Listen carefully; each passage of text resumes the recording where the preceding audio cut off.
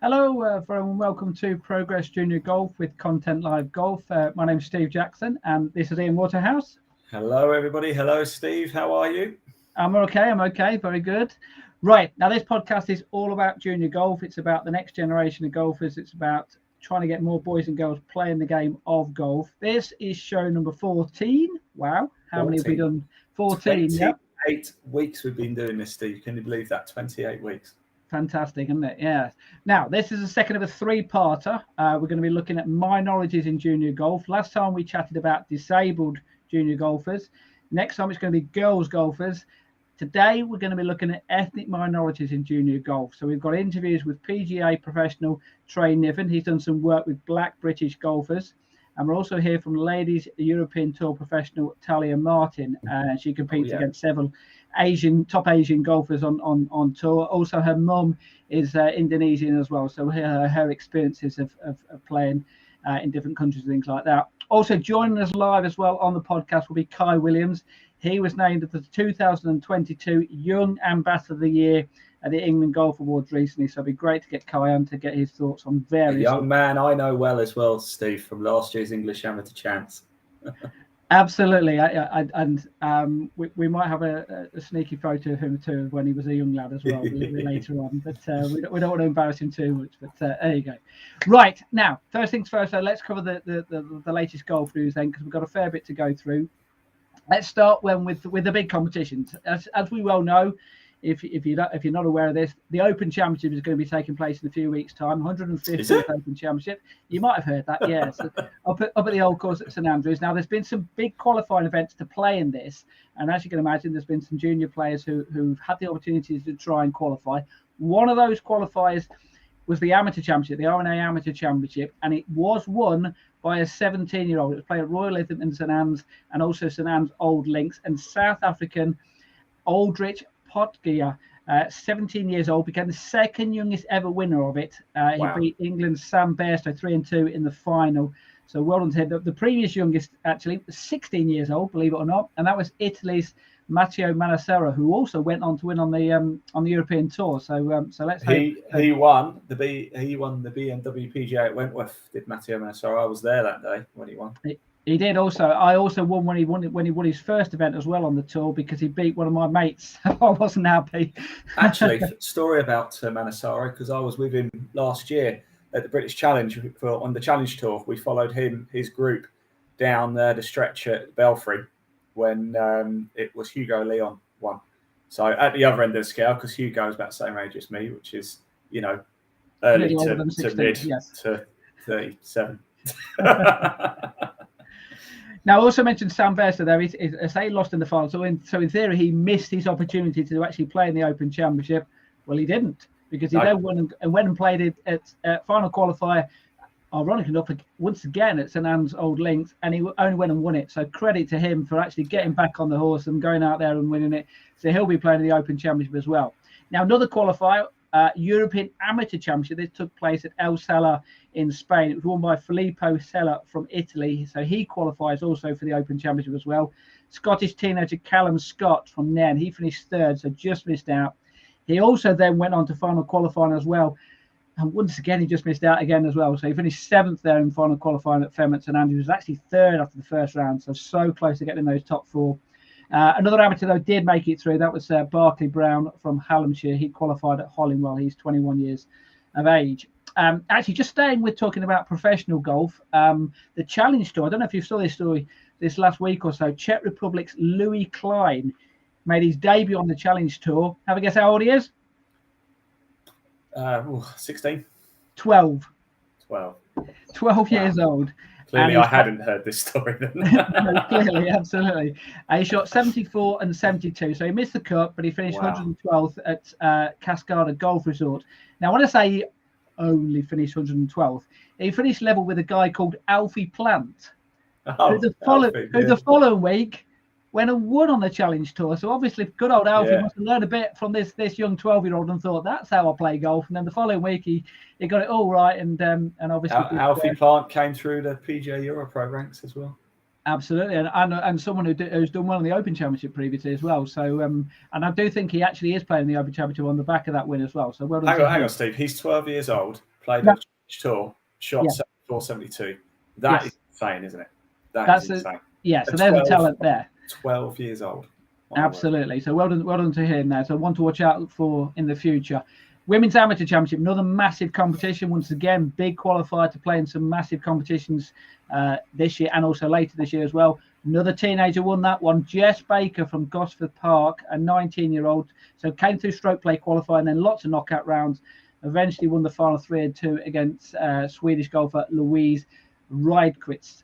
So that's another big event there. Now, Scotland, 2 events in Scotland then to talk about, or 3 events actually to talk about in Scotland. West of Scotland Boys Championship was won by Joseph Kelly. He won on the 19th hole at Hilton Park. Previous winners of that event include Sam Torrance and Martin Laird. So some good players have won that event over the years.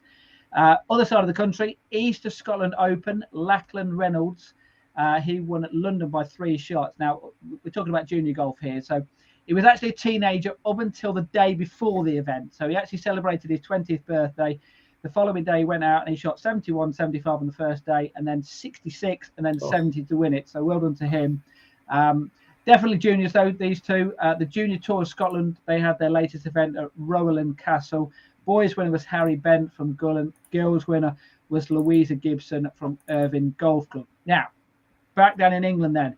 England Under-18s Championship. I could explain what's happened, but I know a man who was there and knows all about exactly what happened. It took place at Woodhall Spa. You were doing live coverage. Tell me all about it, Ian. Yeah, no, great event as always, Steve. As we've come to expect, England golf really are, as our guest Kai will probably give a good testament to as well. It was a great event, played over 3 days. It was stroke play. 36 holes on the final day, and you could tell some of the players started to get a bit fatigued, I think, by the end of the day. However, what a great last group we have. Sam Easterbrook was rocking and rolling the whole time. In fact, I think as we came up 13, he had about a 3-shot lead and was kind of thinking, just got to hold this one, job done. Tyler Weaver was in that final group as well, and I've got to be honest, he didn't really feature until the 18th. Zach Little was in the group ahead, I'm thinking he might get it. He ended up going in at level par, I think, got in. Suddenly, from absolutely nowhere, Sam Easterbrook had a little bit of a mare. I think he double bogeyed one of the par 3s.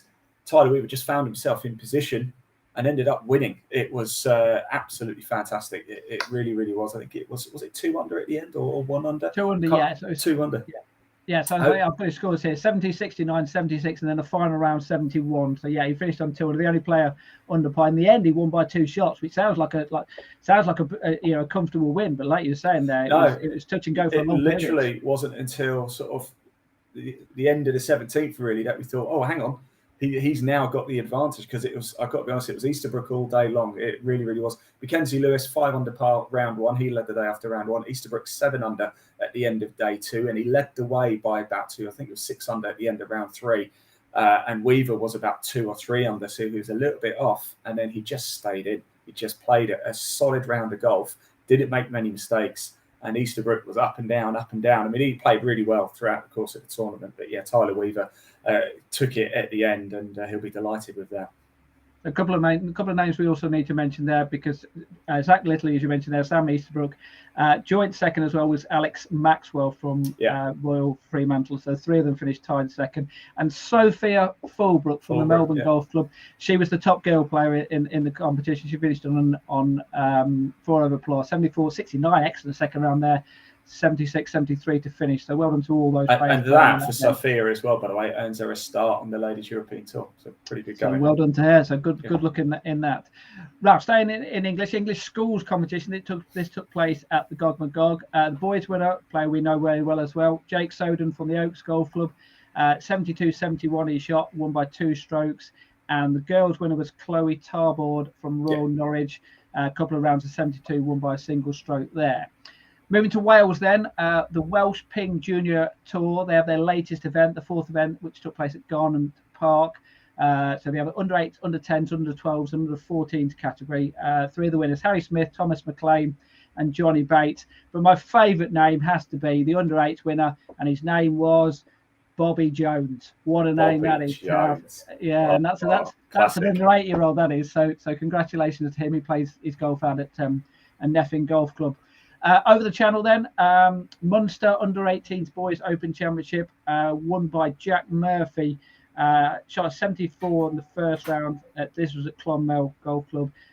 74 in the first round, 67 with his second round. He was actually 5 shots off the pace at the halfway stage, 6 birdies and 4 pars in his opening 10 holes in the second round, and that pretty much what took him to victory. So well done to him.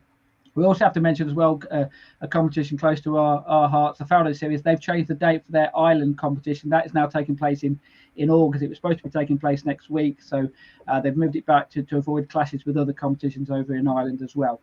And just finally, and we've got a photo here. Just this is an event that I was at over the weekend, and we love talking about players who play in competitions and do really well and everything. But this to me summed up golf everything.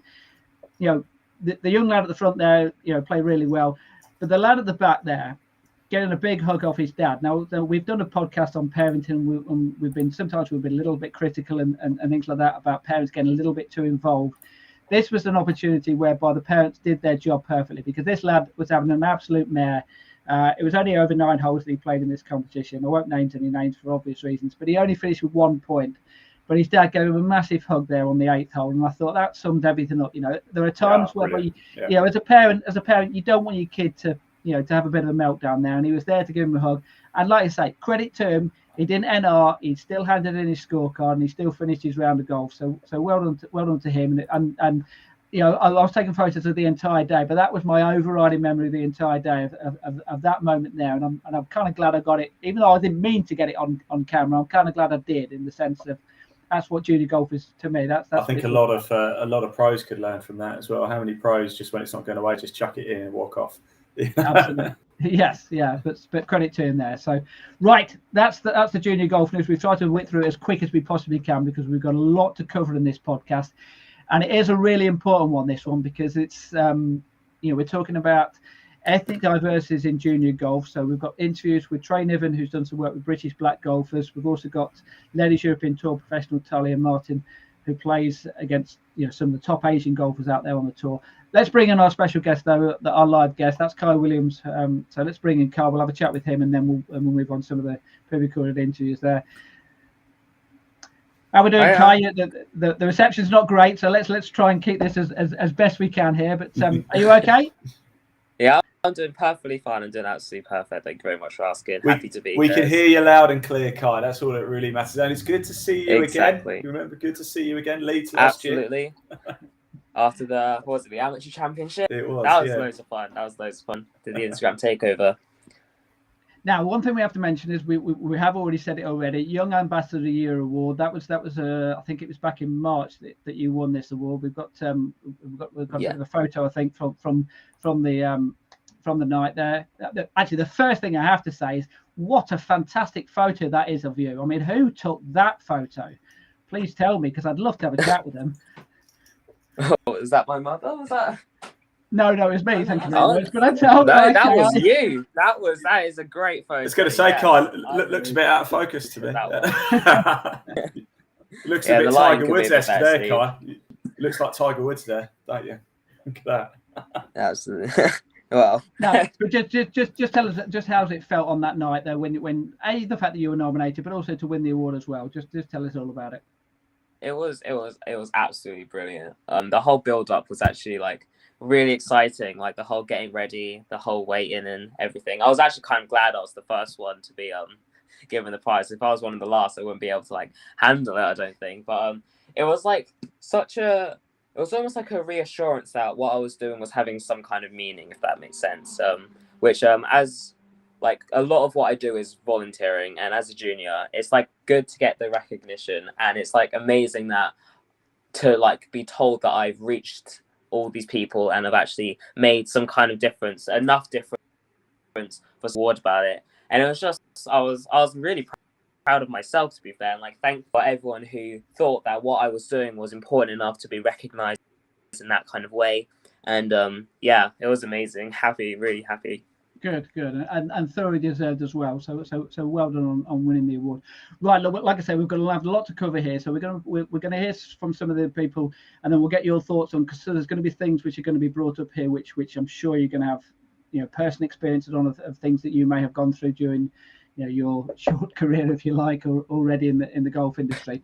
First things first. So let's hear from Trey Niven. I had a chat with him earlier this week. He's done some work with Black British golfers. He's worked with Ray Nobarlo. Hopefully I pronounced his name right there. But let's just hear from him about exactly what he's been trying to do to promote black golf, promote golf within black golfers. Let's just hear from him. When I had a bit of a conversation with Ray, who runs like the Black British Golfers Instagram page, along with Zane Scotland as well, does some with Black British Golfers. We had a bit of a Zoom call, and we got a bit of a plan together with what kind of steps we would take to try and boost numbers and make golf potentially more accessible for perhaps people that wouldn't have the chance to play it previously, or any barriers that were in place that would prevent them from playing golf. So we set up a Zoom call with about 20 black ladies initially, and I put a bit of a session on for black ladies, so Black British Golfers ladies, in my area, which is like the Midlands, Wolverhampton, and things kind of snowballed from that.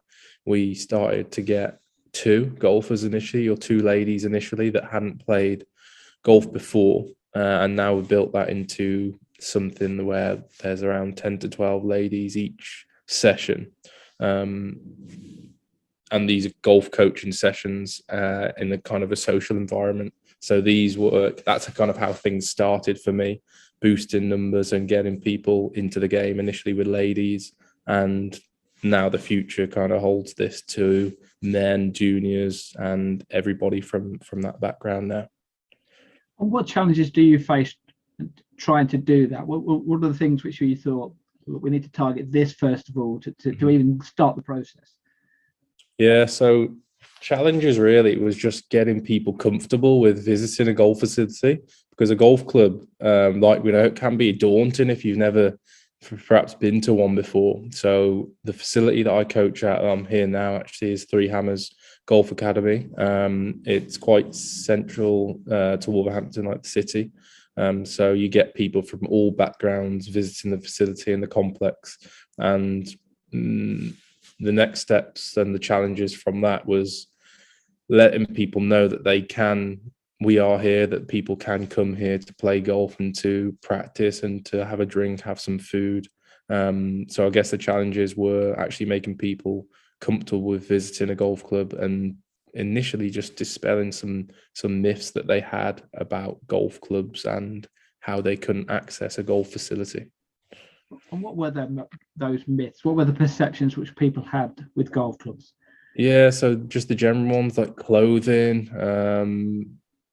Some of the ones might be people not made to feel welcome, getting looked at because they were they didn't look like golfers, or perhaps that they didn't look like they fit in, or people looking at, say, I've had stories of a group of black people that were at a golf club. This is actually ladies that visited my sessions. Just getting a lot of looks really at a golf club because they look like a group of black ladies, perhaps that they shouldn't, not that they shouldn't be there, but just that they weren't expected to perhaps be at that golf facility. And that was actually ladies that I spoke to that live down south in London.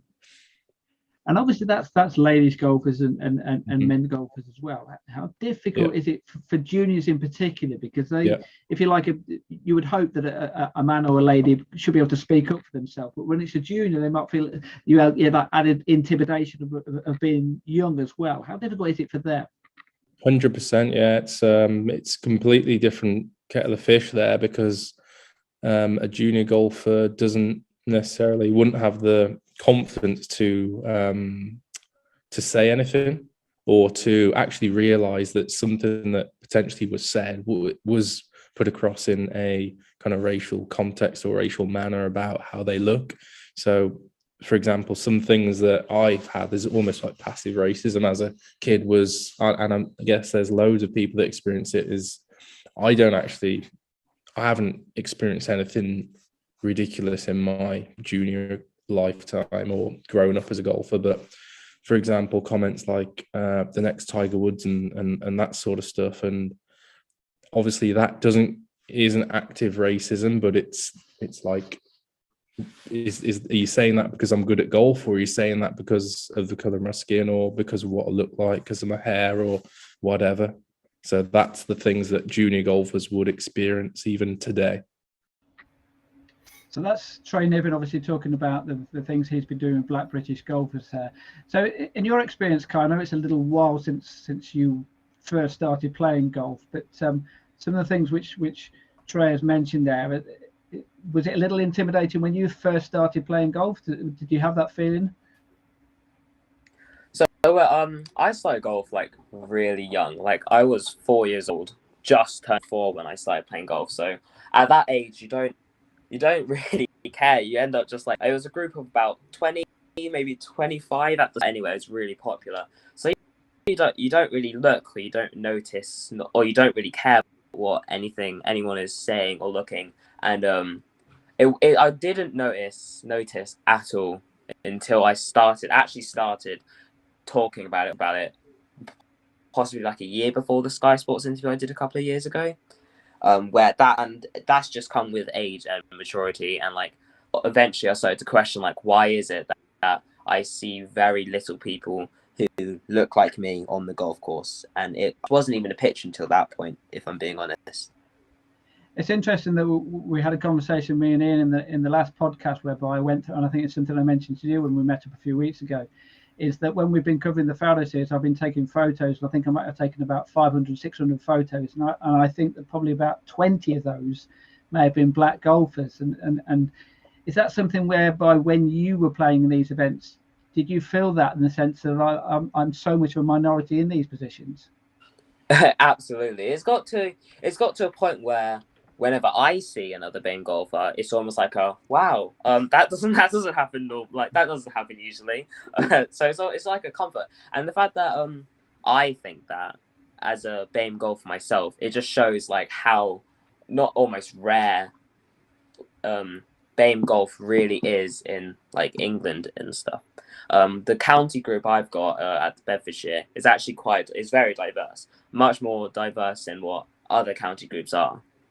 And so especially when I like travel outside of county and perhaps do competitions like the Robert Rock competitions or the Shires competitions, where I go outside of county and go not across the country, but like drive outside of Bedfordshire, it's definitely very rare that I see another BAME golfer, and it's definitely not a surprise to me whatsoever that you only got 20 pictures. If anything, I'm a bit surprised that you got even 20 there in the first place, if I'm being honest. It's like that.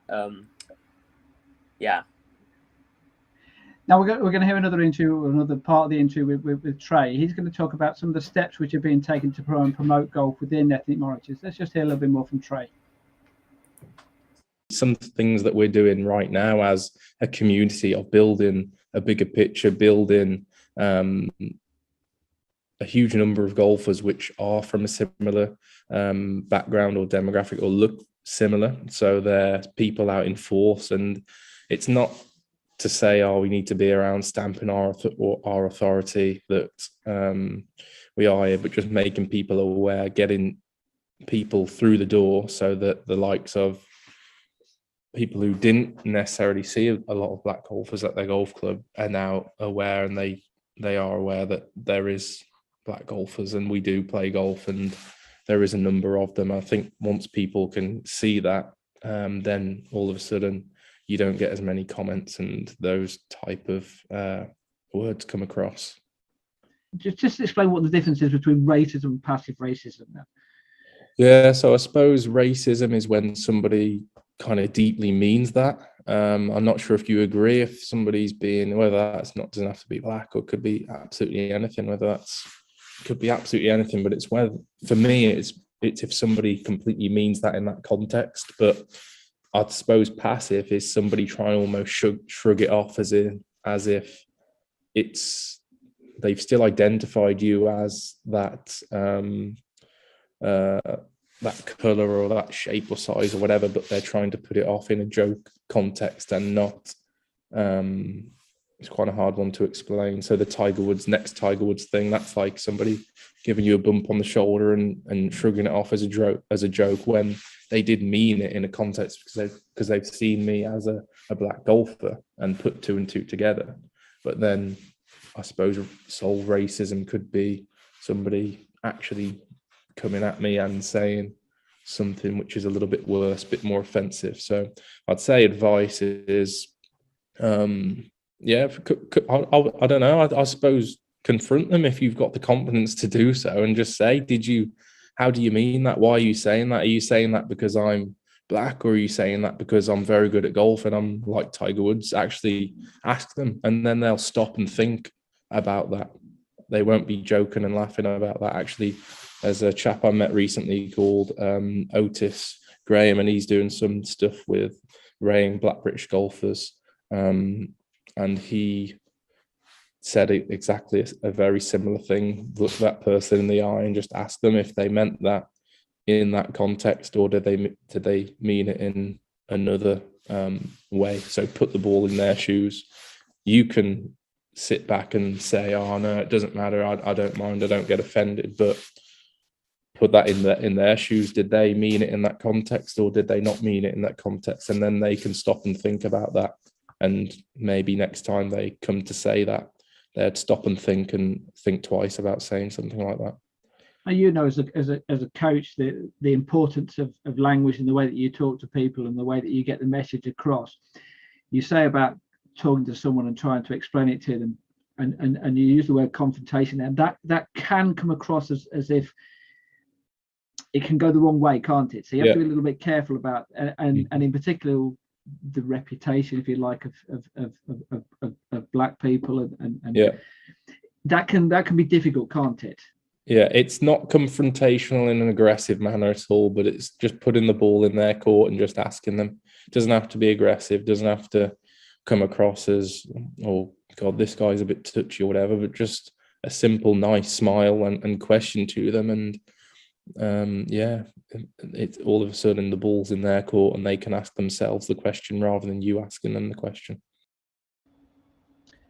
So obviously that's Trey Niven there talking about racism within the golf industry and trying to passive racism and out racism. Now we're going to put up a tweet which your mum, Kai, put up. I think it was in November last year. So she's explaining about an incident with yourself and going to a golf club, and how you'd both been, whether it was racial abuse or whether it was because you were a junior, but someone who was out and out rude to you. So just explain. And there's a response from a friend of yours and mine as well, who was saying how horrible it was, the fact that this person had said or done something. So just go into as much or a little detail as you want, Kai, but exactly what happened in that instance and how did you feel?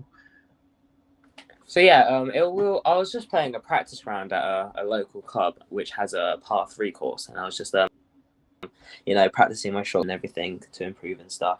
And we booked a tee time, and we got down.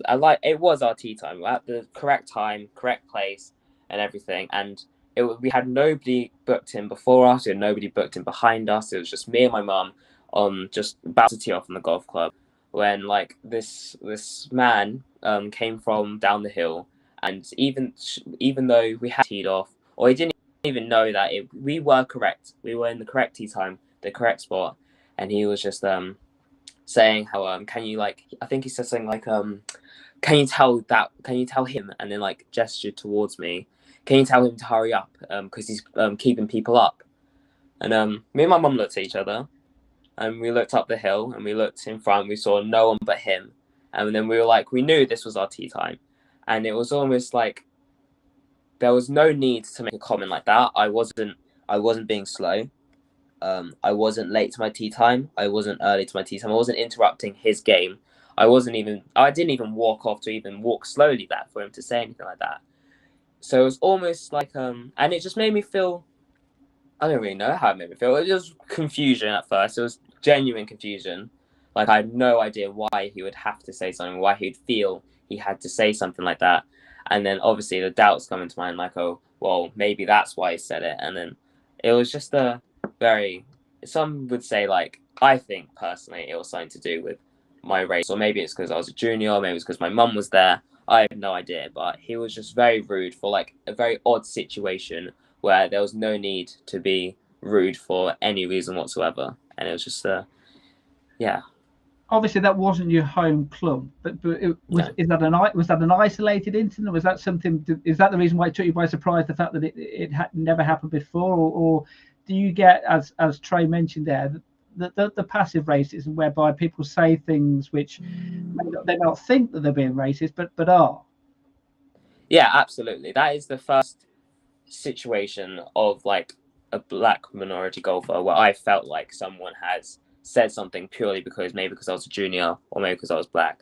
But this passive racism, I don't even know if racism is the right word for the situation, because I definitely noticed throughout my years as a junior golfer is the look that he was going on about, and how people may take like a double glance at you or like maybe think, you can see like people in their mind thinking, what's he doing here, or like what are they doing here? And it's definitely interesting to see, especially as I get older, like you do see it more frequently almost.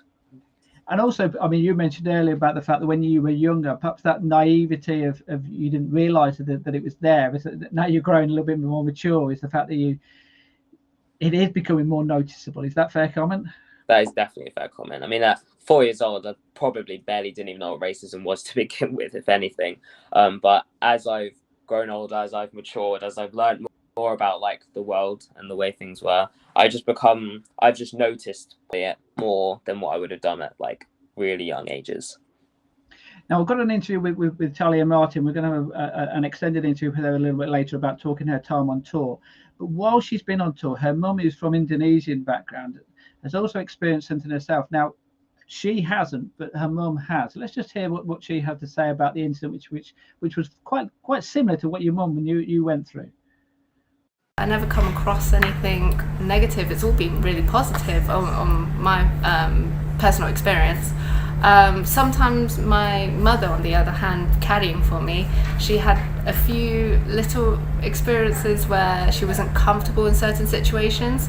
But other than that, for me, myself, I haven't really experienced any difference or anything like that. But what happened there then? It was just to do with how talking to her compared to another caddy or player, I just thought it made her uncomfortable. And I think my mum, she's very sweet and everything, she can handle any certain situation, but when she feels uncomfortable, anyone, if they put someone that is in an uncomfortable position, I feel that I can't explain it, but basically what happened was I was on a bad time, but he was very how can I say this, abrupt, is that, would I say abrupt to my mother, saying quicken up or something like that. But then with the other playing partners, he was like, oh, okay, could you please,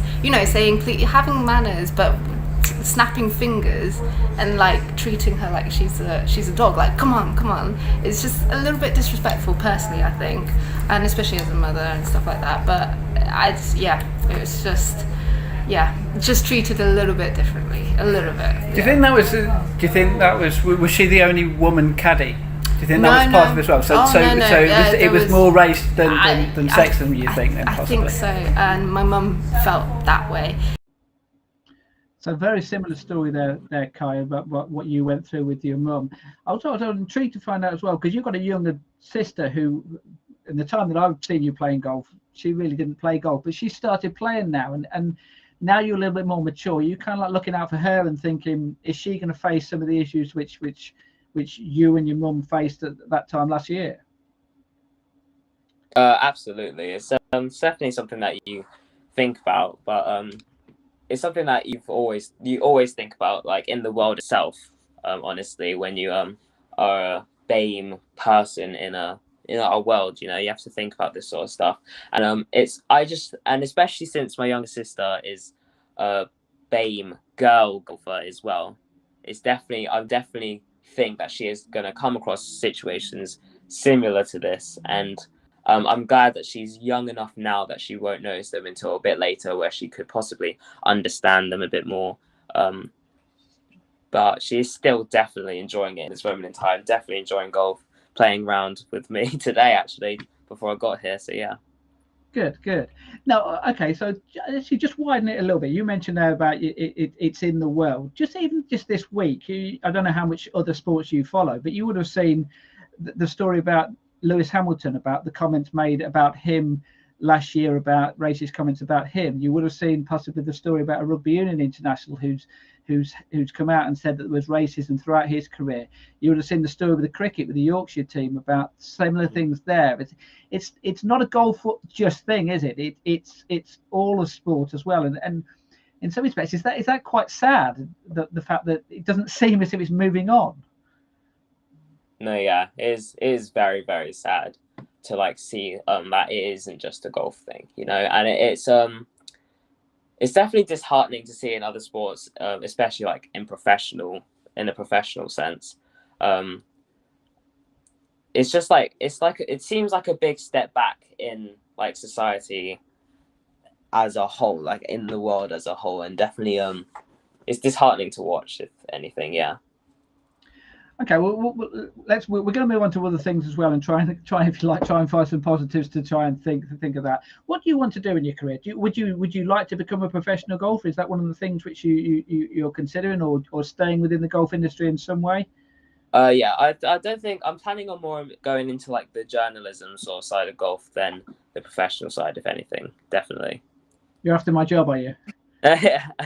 Well. I have to be careful of you then, all right? Right. Absolutely. Having said that, though, obviously there are. I mean, Trey's an example here of a black professional golfer. He's gone down that route. Let's just hear an interview with Trey about the amount of black golfers that are out there, and not as many as you would expect, bearing in mind, obviously, that Tiger Woods 25 years ago really hit the headlines. Let's just hear from Trey and his thoughts on that. I'll probably count on one hand, really, of black PGA professionals that I know. Maybe a few more in the States, but certainly in the UK, a handful that I know of that I can say. So again, that's another thing that we haven't kind of crossed the bridge with yet, of getting more people from this demographic into this side of things, the professional side of things, whether that be playing or an active, say, PGA coach's role or golf manager's role, pro shop role. It isn't really represented as it should be. But again, this starts from grassroots, doesn't it? It starts from juniors. It starts from letting these young juniors take their first steps into golf, which might eventually progress to something as it has for me. Because without those first steps for me, I wouldn't be here as a PGA golf coach. So it's those first steps. Yeah, just take us through the process of when you first became a professional golfer. Did you feel as if you had to almost prove yourself more than other golfers, or did you feel once you were a pro, then you were okay? How was the thought process? Yeah, so I turned professional would have been the end of 2017, I believe, 18, 19, 20. It might have been the September of 2018. So I turned professional to embark on kind of PGA golf foundation degree. But once I'd been involved with golf for a long time up until then. So I was a junior golfer, played county golf, had a couple of years playing full-time men's amateur golf, and then kind of progressed to professional, so PGA professional. So it wasn't I don't think it was the step of becoming a PGA professional and thinking, oh, I'm here now, this is it. I've always had a bit of a drive in myself to progress and improve whatever it is that I do. and if I go for something, it's kind of 100% at it. So there isn't.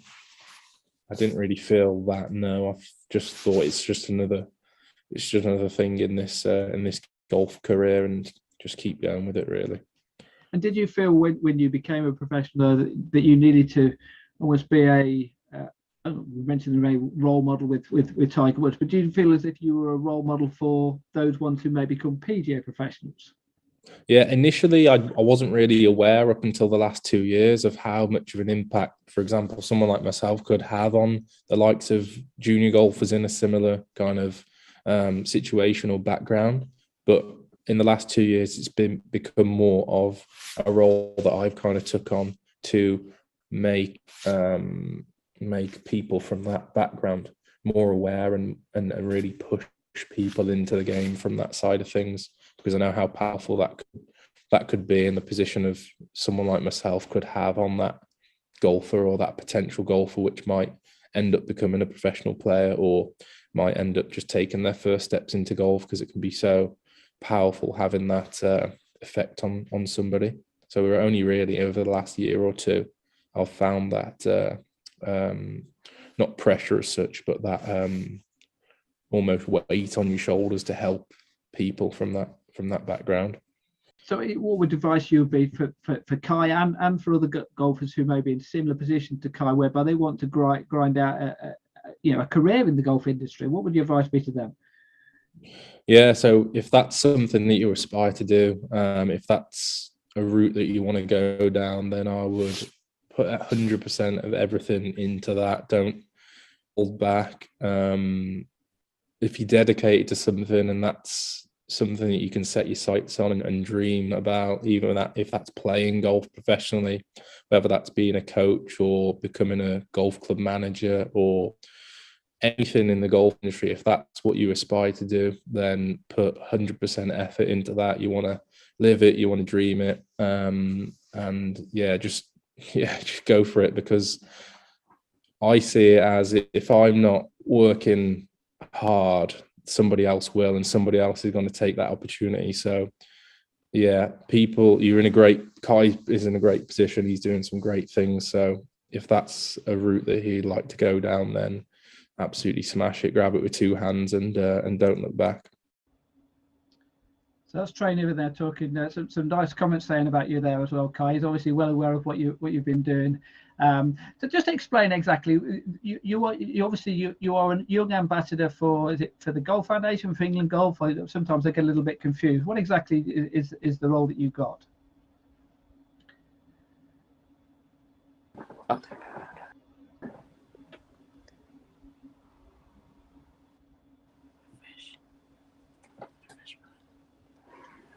Hey, Kai, can you hear me okay?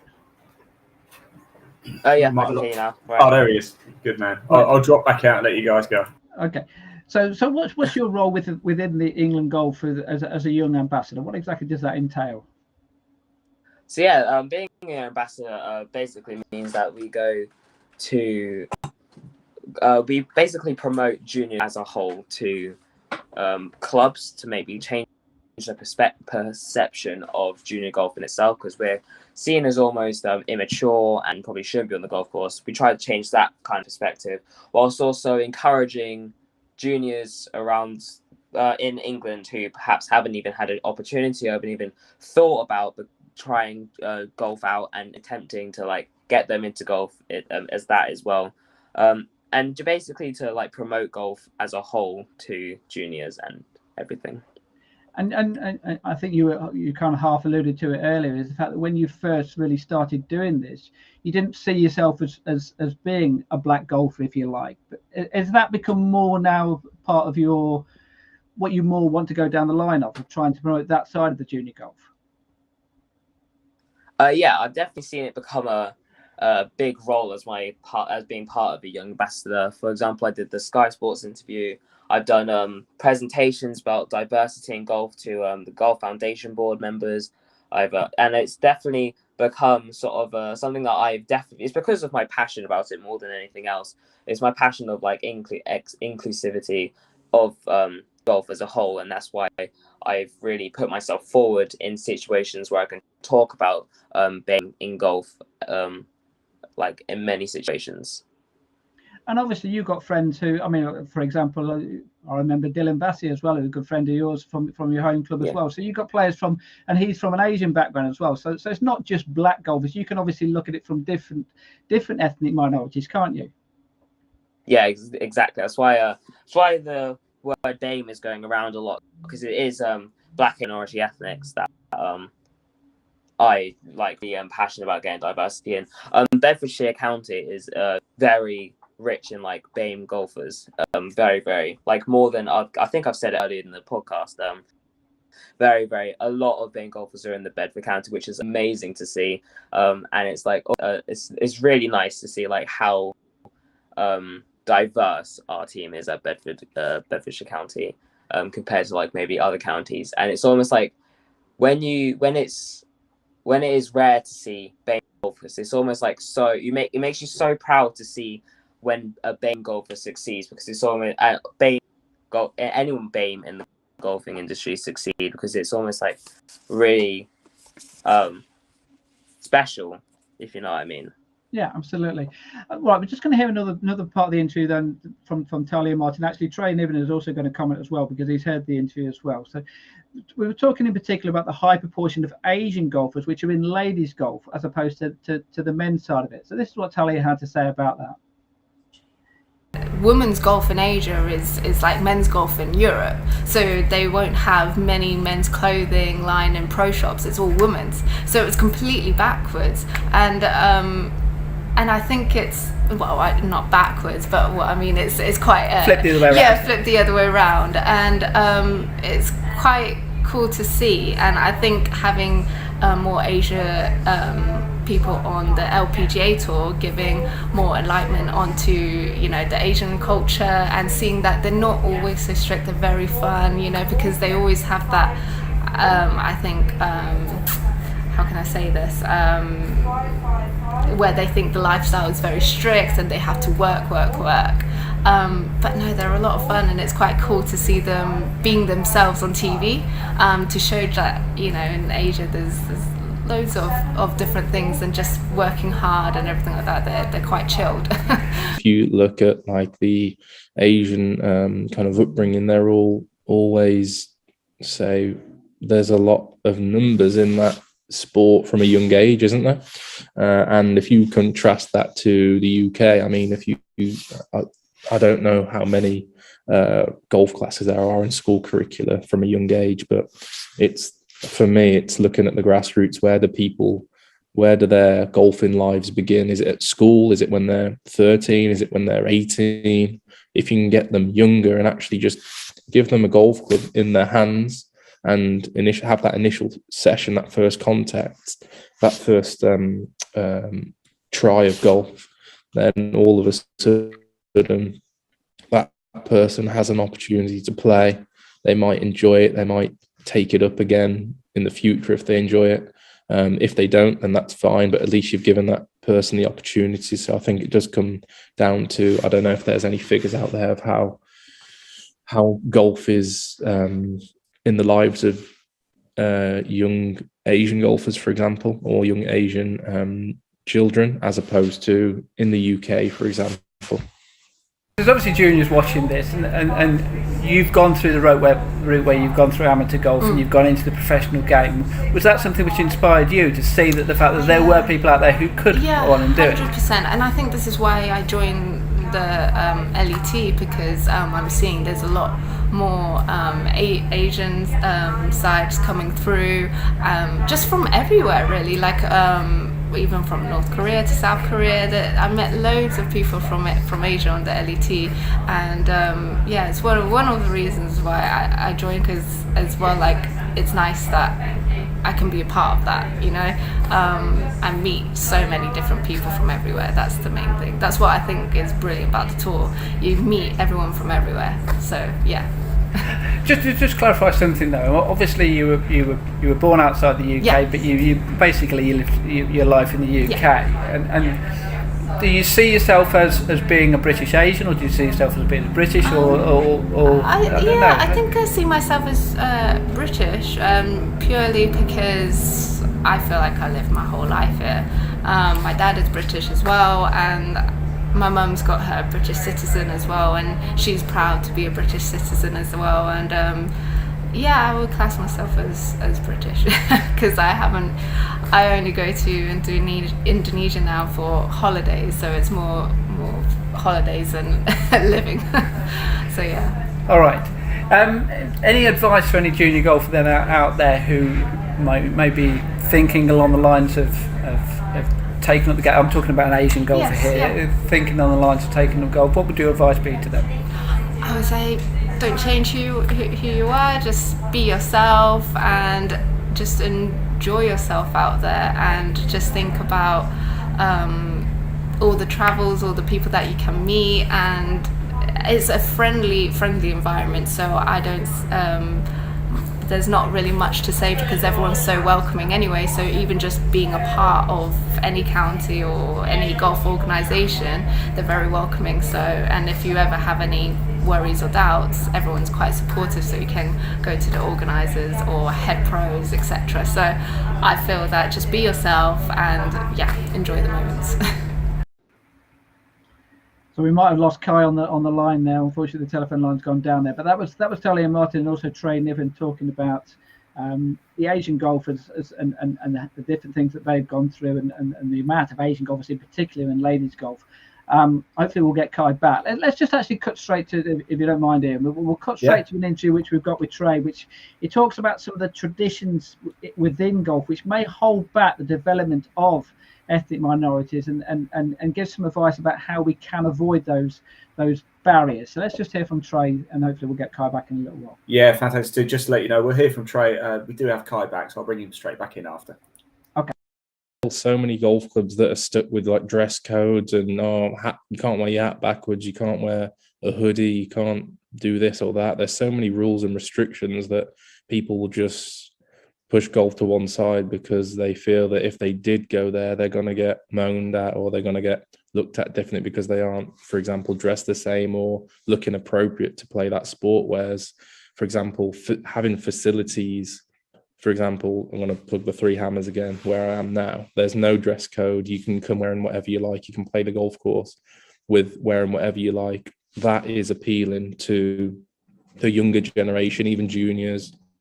People in their 20s that necessarily couldn't go to a golf club or a private golf club, but they can come to like a golf complex or facility like this, and not feel that they're not wanted or out of place. And then there's also a factor in as well as of finance as well. The fact that golf has got a perception of being expensive, and do you think that puts some people off who may not be from a more affluent background? Is that a fair comment? We did actually like a demystifying golf event in London last year with a few special guests, and we actually did talk about the costs. And when you weigh it up to get into golf, it doesn't have to be as expensive as it may seem. There is huge costs for brand new state-of-the-art equipment, brand new set of clubs, clothing, footwear. You can get it all, but for example, if the facility in the first place let you wear what you want, again, that's a reduced cost. But if you wanted to go and get a second-hand set of golf clubs in a pro shop or online, really, when we were looking at it, it isn't all what it seems to be to get into golf. If you were looking at getting into golf on a budget, I mean, there's box sets now out there. You can rent clubs at certain facilities as well.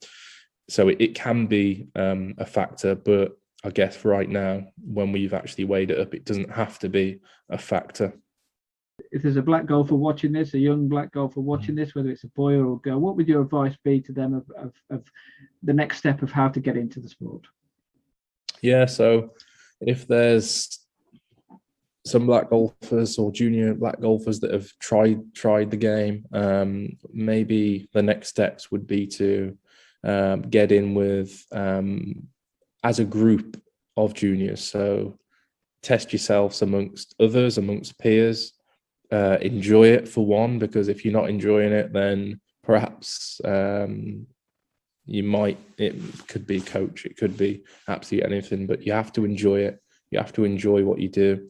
But yeah, I'd get amongst other juniors, so you're in a similar environment with similar abilities, so you can test yourself. As soon as you start testing yourself, you'll start improving, because we all want to win, and we all want to improve and get better. So as soon as you test yourself, you've got a benchmark there, and you can kind of plot where you're at now, where you want to be, and then set some goals as well. Set some achievable goals, whether that's I want to be able to hit a driver in 3 months' time. I want to be able to go around the local course in 9 holes and shoot under 60. Whether that's a score, handicap, I want to achieve something. I would be trying to initially mix with like-minded and ability-based groups, and then set yourself some goals so you can work off and keep improving and enjoy it.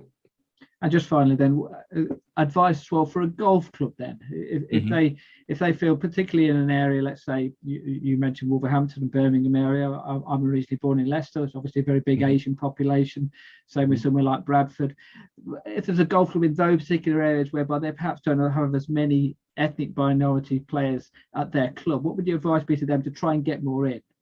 Yeah, set up an event or set up a session and advertise it like crazy. Social media is huge these days. So whether that's an event that you put on as a free taster session, these are also heavily funded now, I believe, by certain bodies around the UK. So there is funded in place for this type of exercises, but maybe like it might be an hour's fun event where you put some food, put some drinks on, and have a blast on the driving range for people in those unrepresented groups. And then all of a sudden, I don't know if that's for a professional, they might get some lessons off the back of it. Advertise it on social media, advertise it on email, advertise it on posters, so people can see what's going on and ultimately take up the sessions, because it's really going to make a difference to so many people's lives and actually the sport that we all love, which is golf. So that's Trey Niven then talking about some of the things which individual golfers, from an ethnic minority might be able to do to get themselves into the sport, or golf clubs as well. Now, I know, Kai, I think you've got your junior captain at your club. I think you've got your captain's day on Sunday. Is that correct? Yeah, that is correct.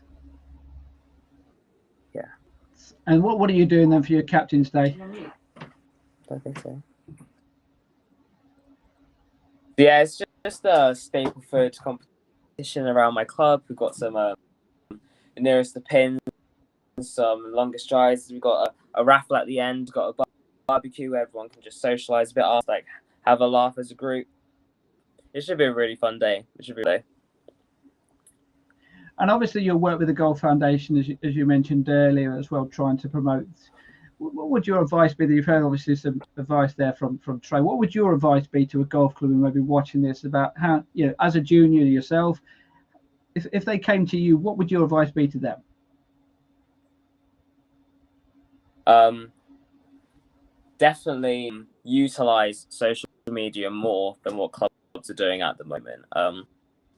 For a club to have an Instagram page, I know how ridiculous it may sound, but a club to have an Instagram page is like find a diamond in the rough at that point. And to get the specific audience of juniors of all backgrounds, no matter what background it is, to get them interested, social media is definitely a way to go, and is such a big part of Gen Z and the youth of today, that it is the one thing that clubs aren't doing enough of to get people to become members at their club.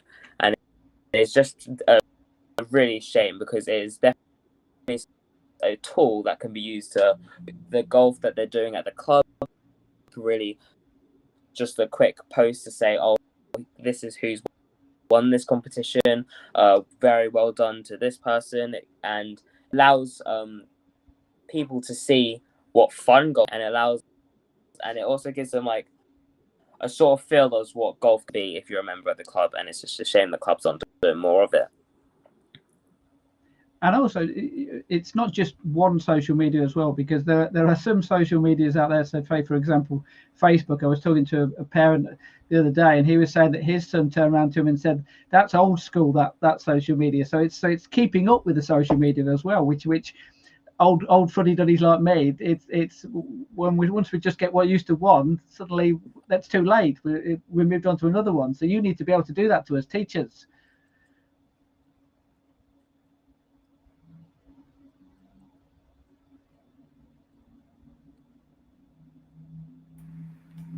I think we got a bit of a delay with Kai, but I can certainly vouch for Kai. Of course, he did the Instagram takeover at England Golf, Steve. Sorry to jump in there, but we'll teach you, Steve. We'll teach you how to do social media. No problem. Can I just touch on it just before we do end as well? I know Talia Martin quite well. I've covered her quite a lot. Exactly. Golf Tour in 2020. Notoriously known for being behind the times, which needs to stop, because that's not how you're going to get the younger generations, who are the future of golf, to be. I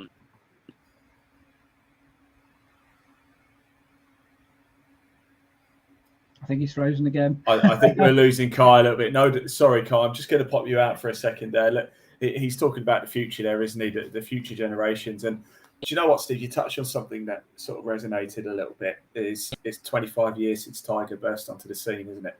And to be honest with you, it doesn't seem, like a lot has changed, really, has it? We can only hope that things could move forward, and I think people's understanding is getting better. You mentioned the whole thing with Lewis Hamilton the other day. Of course, I'm heavily involved in motorsport, as you know, and yeah, stuff like that. Just on that subject, then, and because obviously you work in the media like myself, how disappointed? The main disappointment on me with what happened with Lewis Hamilton was the fact that it's taken a year for that to hit the headlines. That should have hit the headlines, within hours, and that's taken a year for it for people to become aware of it. I mean, surely. That if I couldn't believe that, the fact that it was hidden almost. Yeah, it's just disappointing, isn't it? Like in this day and age. I mean, come on. As the media, we have more responsibility. We should be highlighting that more. Yeah, absolutely. I like to think, certainly in the UK, I think we're pretty hot. We're quite hot on this type of thing. For example, I will look at Formula One and Red Bull. The team Red Bull, they've just cancelled their F2 driver, their development driver. They've cancelled his contract because he used a derogatory racial term during an online gaming thing that he was doing, and they've just said no, we don't tolerate this at all. And I think people are coming around to it a lot better, and they are getting there, and rightly so. We're just people, aren't we? At the end of the day, like. So who cares where we're from? We're just people. Does it really matter? Like, we just want to play golf, don't we? Like, isn't that it? Like, and I wanted to just touch on Talia as well. As I said before, I know Talia. I know Talia very well, and I know her mum as well because she always caddies for her. And I tell you something, she never stops smiling, and Talia's the same. I've never met any people. I mean, we're at where were we? We were up on 2020 Pro Tours, chucking it down all day, chucking it down. A load of players chucked the towel in because it was absolutely heaving it down. And Talia was playing, and she was happy to chat with me in the rain interview. And her mum's all smiles. She's just the happiest woman you've ever seen in your life, and that's what she is. She's the happiest woman in the world. It doesn't matter where she's from. It doesn't matter what colour her skin is. It doesn't matter. And it's infuriating because we shouldn't really even be having this podcast. Do you know what I mean? Like talking about ethnic minorities. We should be just talking about how great Tiger Woods is. We should be talking about Kai's done an awesome job. We should be talking about all the great stuff that's going on in golf. And it's almost a shame, and I mean this respectfully, it's almost a shame we have to have this podcast talking about ethnic minorities, really, because it just shouldn't be a thing. It should just be, we all just love golf, black, white, upside down, left to right. Who cares? We just want to play the game. That's all that really matters. and this is the second of the three-parter, and it was a very similar conversation, some inspirational stuff last week when we looked at disabled golfers as well. And the next one that we'll do in 2 weeks' time will be about girls golf. And I'm delighted to say that we've got 2 interviews next week with Bronte Law and Georgia Hall. They're going to be talking about their experiences with girls golf as well, you see. So we're going to be covering, and also we've got some more stuff from Talia as well, which I had a chat with her as well. So we're going to be covering that as well in a couple of weeks' time. And I don't doubt you're spot on, Ian.